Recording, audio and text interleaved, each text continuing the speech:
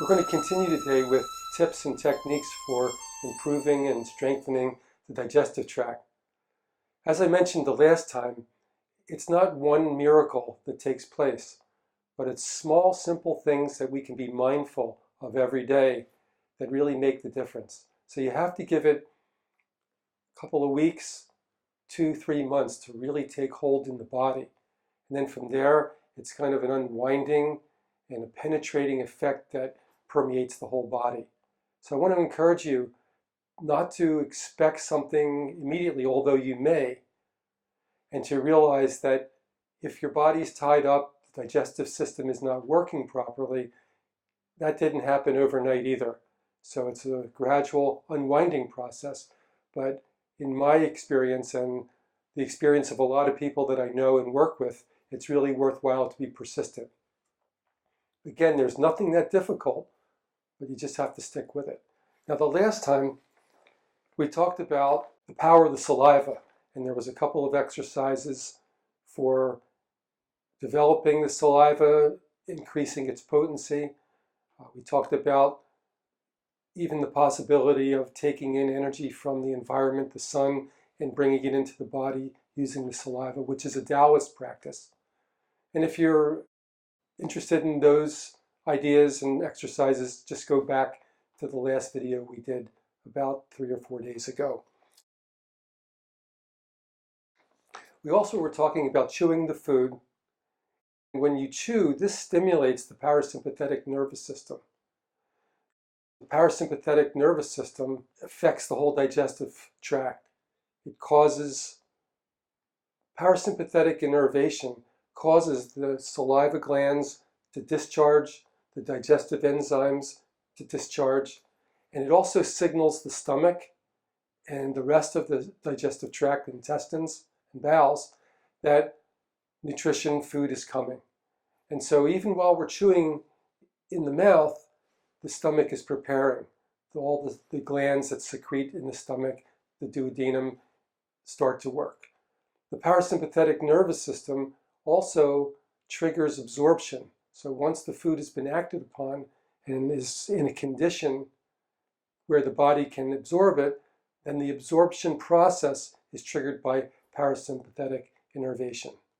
So before we eat, we can just take a quick look around and the best we can create a relaxing environment. Also, taking a couple of deep breaths. Deep in through the back of the nose and then breathing out through the back of the nose. Easy, relaxed stream in.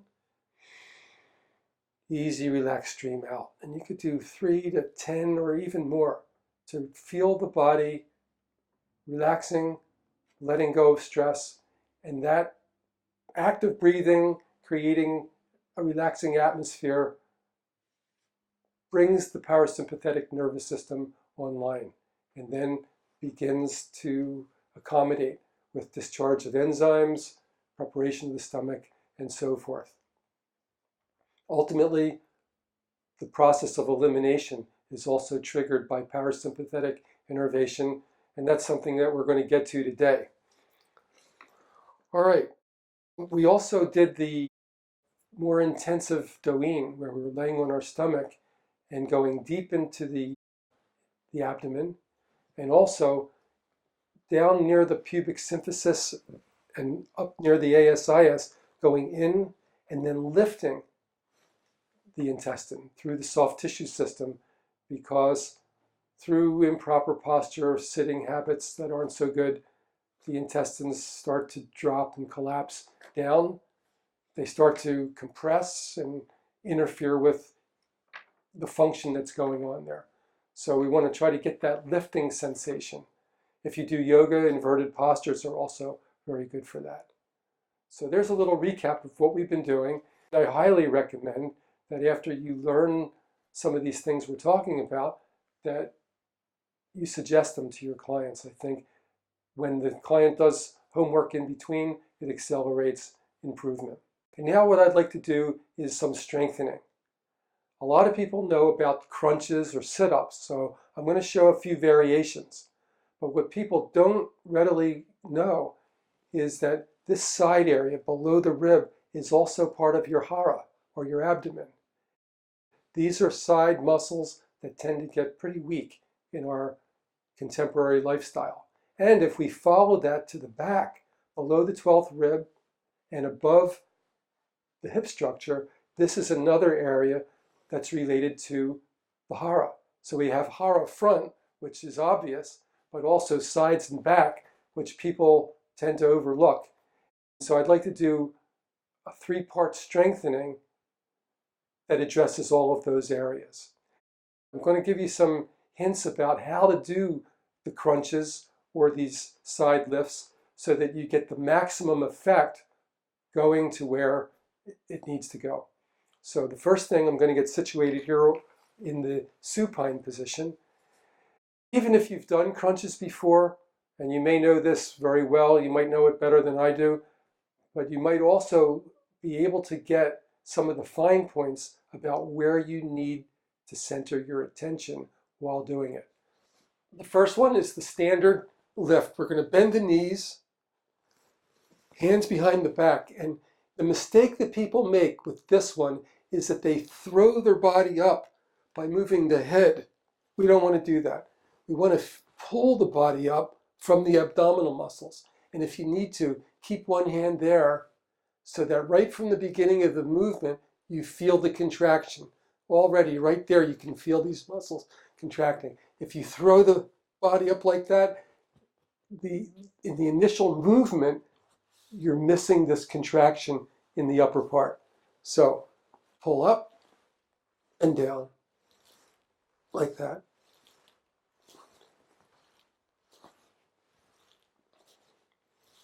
All right, so that's the first one. I recommend that you would do at least 12 repetitions. In the long run, I would say to do at least 12 3 times. Give yourself maybe 30-second to a minute break.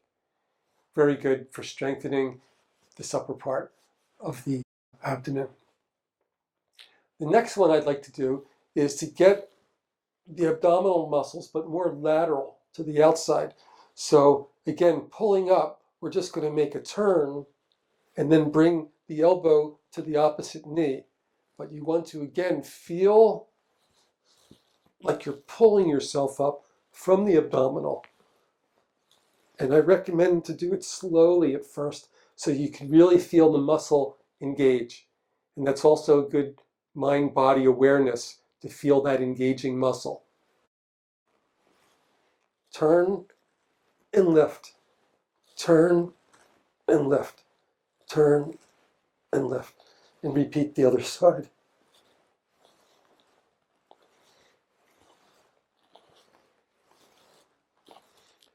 Okay, so same amount of repetitions, build up over time. It can also be good to do some sets in the morning, afternoon, and night, as you can. But if you break it up during the day, it's also really helpful. Of course, this kind of strengthening is going to affect the organs, middle organs, intestinal tract, and it's going to assist the peristalsis. All right, the next one is to pull up like this.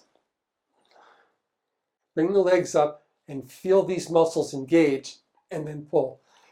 On this one, you want to feel the sacrum and L5 and 4 minimum coming off the ground. Right there, sacrum, and the last part is L5 and 4.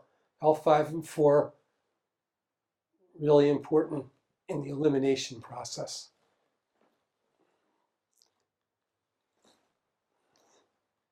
Okay, similar amount of reps as we talked about for the sit-ups. Now, another thing that I like to do is to create movement.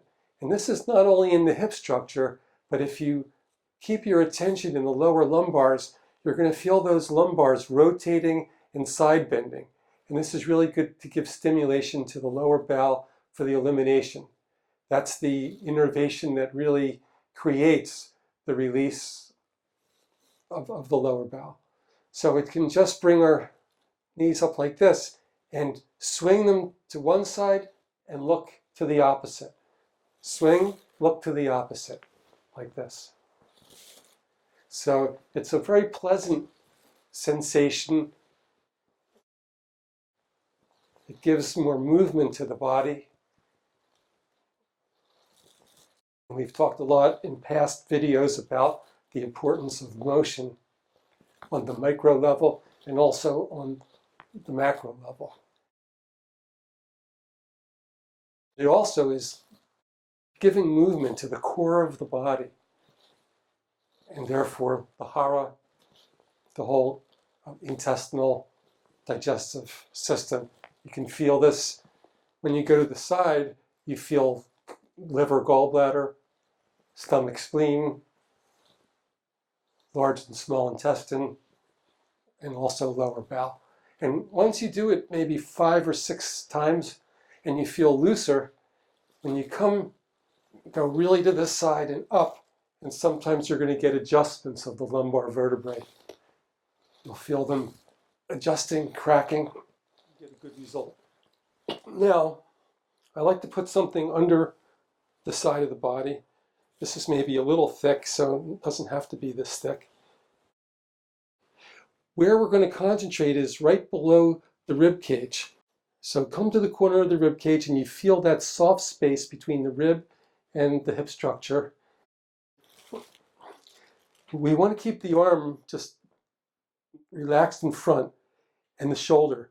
Now, one of the tendencies that makes this not effective is that people throw the head up, but also push off on the shoulder. In the beginning, just put your fingers in that soft space and again, pull up. As soon as you move, if you're pulling up properly, you'll feel that muscle contract. Up and down. Not pushing off, not throwing the head up, but pulling up from these side abdominal muscles. Another thing to add some variation is to come up and then look over the shoulder. So you're twisting with that. And that gives you a nice variation. You can also use different heights on this pillow because when you vary an exercise, it addresses small differentials in the muscle fibers, the strains of muscle within one muscle. So you could be doing the same way every day, but part of that muscle may not be working. So use variations of height, of your plane of movement. All right, now another one that I like to do is, again, holding the soft spot, is lifting the leg.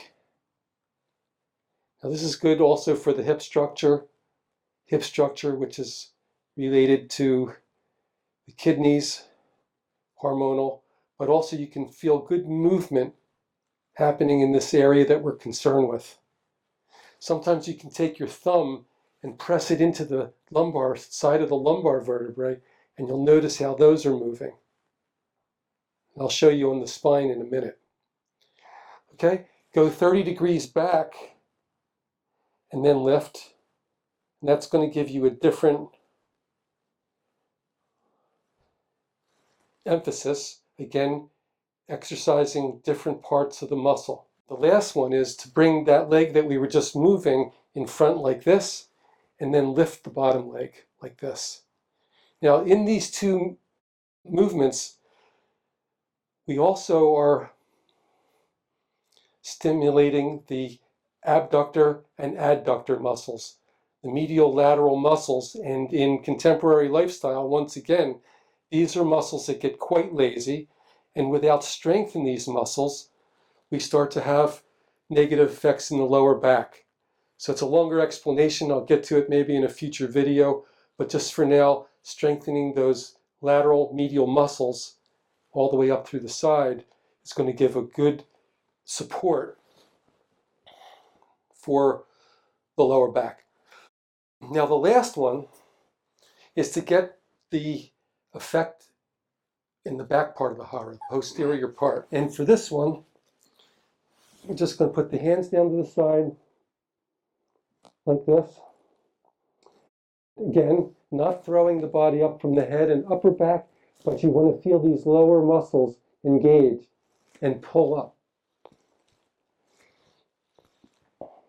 In the beginning, I think all these exercises are better done slowly with the awareness of when those muscles that we're concerned with are engaging.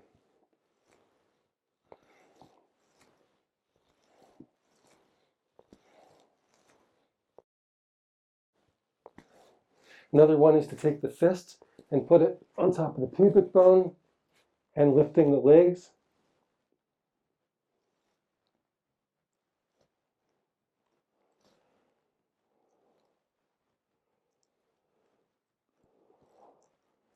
So in both of these exercises, you feel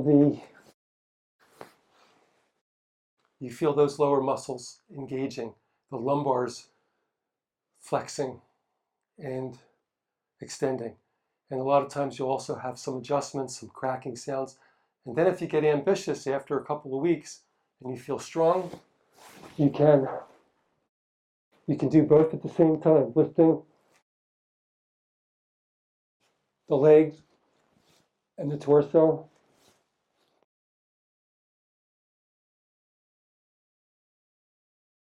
"12, 24. What I do oftentimes is I'll do one of the exercises on the prone position, and then in between while I'm resting, that's when I go in and do the doin that we learned the last time, using gravity, pulling up, as I explained before. This is really creating good, solid core support. And what could be more core than the hara, and therefore the digestive tract? Beneficial as well, we know, when we work with the core like that, can be for the kidneys via the psoas muscles. Now, the next thing I'm going to talk about, this is, I guess, more mature adult information. But the technique is so important. And I would say that it can be profound if you work with it for some time. And that is, we all know we get the urge to eliminate. And sometimes it goes well, and sometimes we feel stuck, blocked. And this is the critical moment, actually.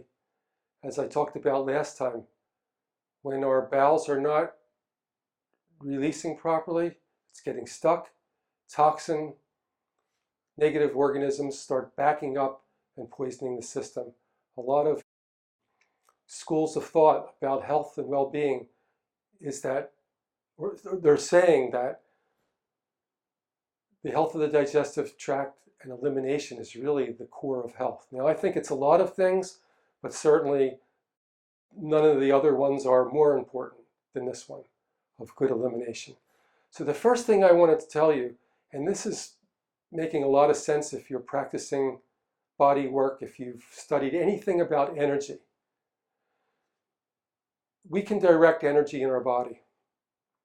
And where we direct it can oftentimes determine how we're feeling or how we're functioning.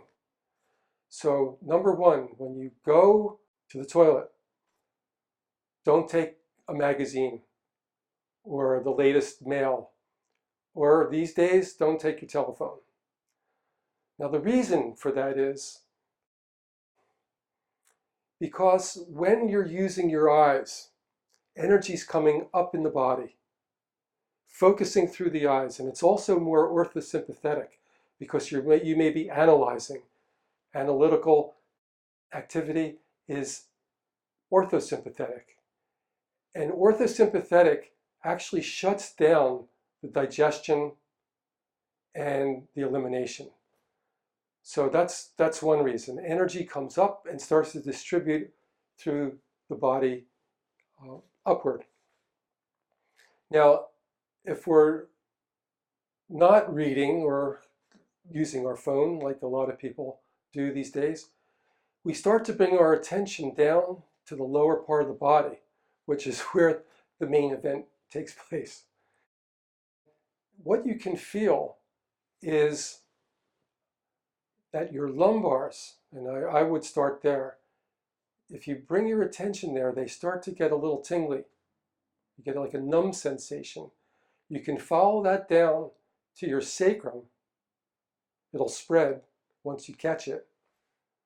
And then around the perineum in the anal area. This will bring energy down where we need it and give the parasympathetic innervation, which will allow us to evacuate. And to evacuate more thoroughly, which is very, very important. So you may not get the information from your latest book or news feed on your phone, but you're going to learn a whole lot about mind-body connection and how to direct energy, not only in the body, but also in the life process through this simple beginning that really is an axis point for how well we're functioning in our body. Bring yourself and your awareness to the lower part of the lumbars, the lower hara, the perineum, sacrum, and feel the numb tingling sensation. And now those nerves of the parasympathetic are being innervated. And you can also use slow, steady breathing. Another thing that you can do while you're in the process, if you feel stuck and you can't get the elimination going, what you do is you check your body.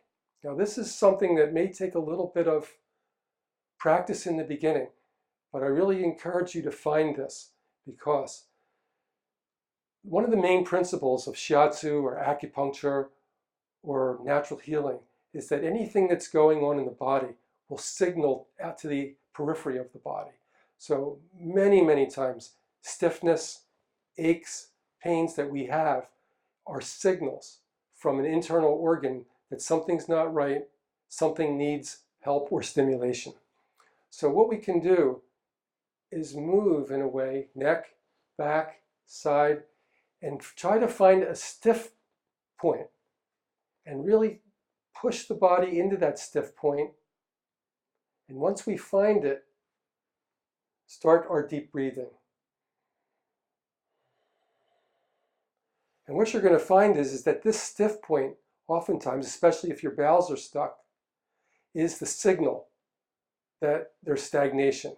And by going into that stiff point and breathing, what you do is you breathe deeply right to that stiff point. It might be in the neck, it might be in the spine, the side of the body, rib cage, we don't know where.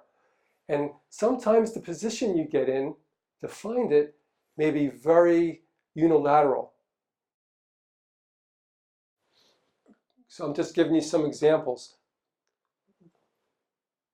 And when you find that point, it's like sending the signal back, breathing, parasympathetic, and you can create the release like that.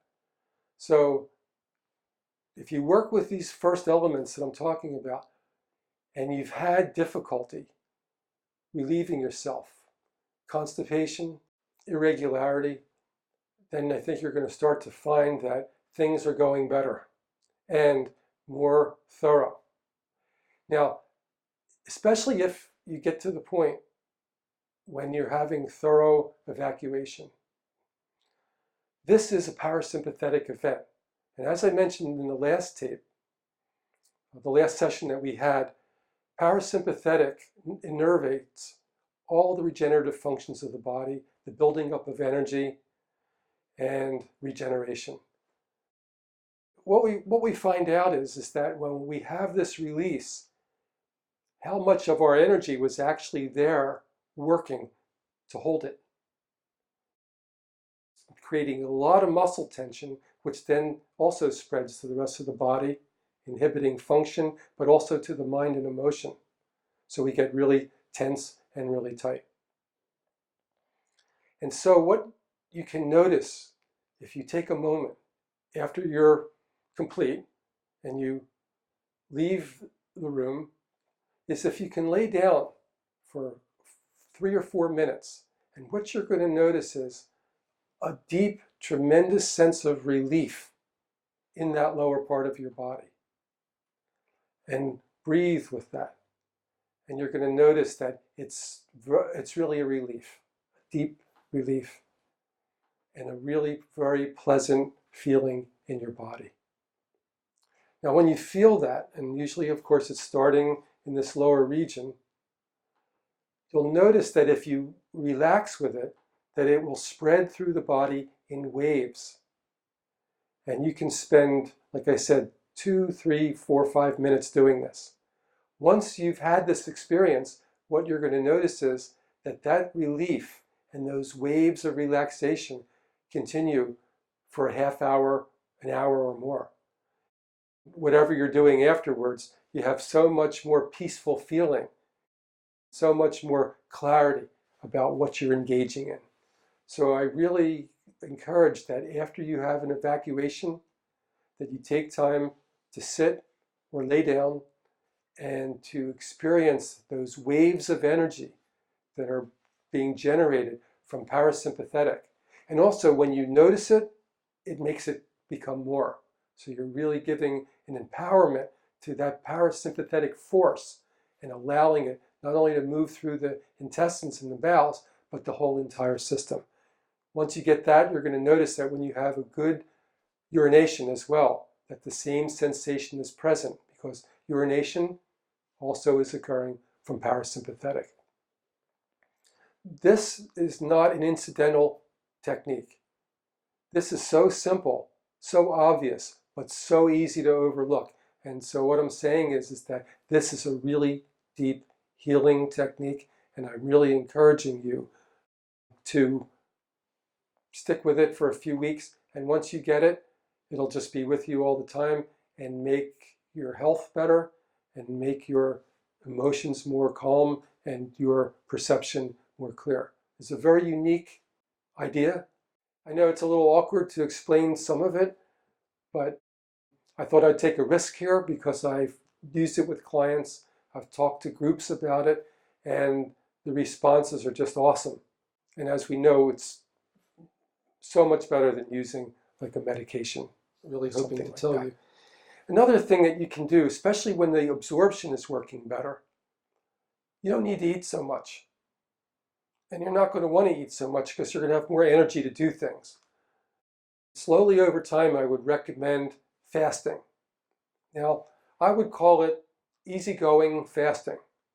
Not like hard, can't eat anything. If you get hungry, eat something. But set a goal at the beginning, 12 hours. And that can include from the time you go to bed.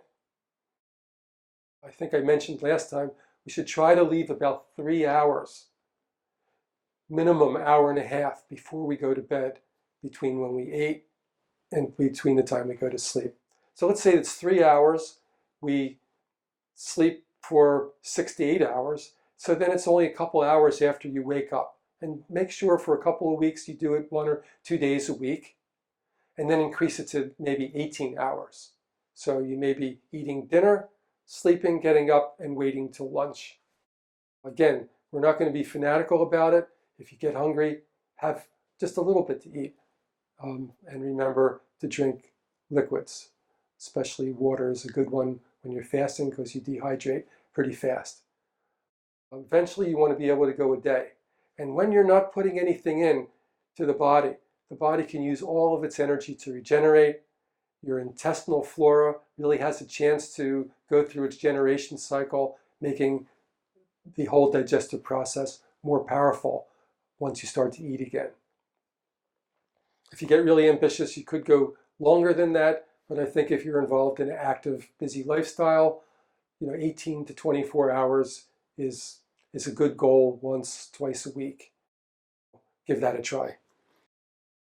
Another thing, and this is one of the last things I'm going to do, is to practice walking. Walking stimulates all of the meridians connected with the digestion, the breaking down, absorption, and elimination. It gives power to the hara.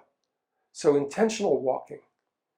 And in the beginning, walking slowly, but feeling a couple of things that are important is that when you come down on your foot, and as we know, the foot is related to the whole body, that you come down on the inside of the foot. And that's going to be here. Now, if we look at a person's shoes, many times we see that they're wearing the shoes on the outside of the heel. And that shows that the body is collapsing out like this. It's becoming loose. So when we walk, we concentrate on feeling a stretch on the instep. You come down on the ball of the foot, down through the instep, and down through the heels. So it's very intentional walking. It's a pretty pleasant sensation once you get that stretch on the instep. So you can do that slow, intentional walking. And now I'm going to get into some more universal ideas that just help the whole body and helps to have more relaxed feeling, a more open feeling, and helps us to let go of what's not working, let go of what doesn't want to stay around, and making space for things to come toward us that do work, that do feel good, that do accommodate what our goals and ideas are in our life. Once you get that slow, intentional walking in steps or stretching during the movement, you can walk and breathe. Equal time in, equal time out. Let's say 6 counts. In breath, out breath. Create a rhythm with the breathing, and then look to the horizon. Just look straight ahead to the horizon. What this is, keeping the head straight, keeping the brain balanced, and keeping us in the present. And when we're in the present, then we can really see the optimum opportunities that we have.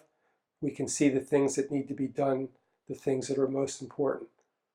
Those things are always existing in the present. So this is an exercise, walking into the present. Keep the eyes on the horizon. When we start walking kind of lazy with our head back like this, it's activating more the frontal. So we're thinking into the future. We're waiting for things to come. We're daydreaming. We're not really engaging. If we're looking down, we're activating the back brain. So oftentimes we're dwelling on the past and memories that might not be positive.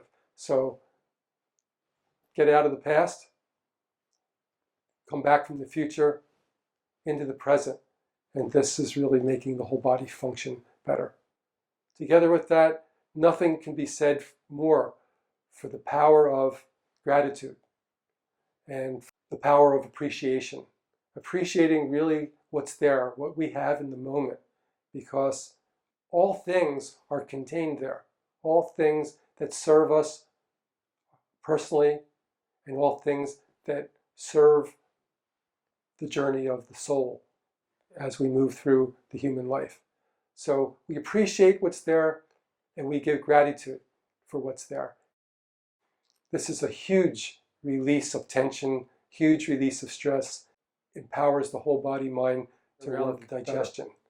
As I mentioned last time, you can recommend specific things for specific problems, food recommendations, dietary changes, exercises. But what we're working with here is the underlying global capacity of the body to heal itself and to keep itself strong and healthy. As an example, by empowering the parasympathetic and realizing how we can activate parasympathetic, how we can notice when it is activated, and how we can take advantage of that once we have that activation underway. So we're really trying to go underneath the specific symptoms and get to the core of a person's healing power. I would recommend that you share this, teach this to your clients, and of course, best is after you work with it yourself and reap the benefits.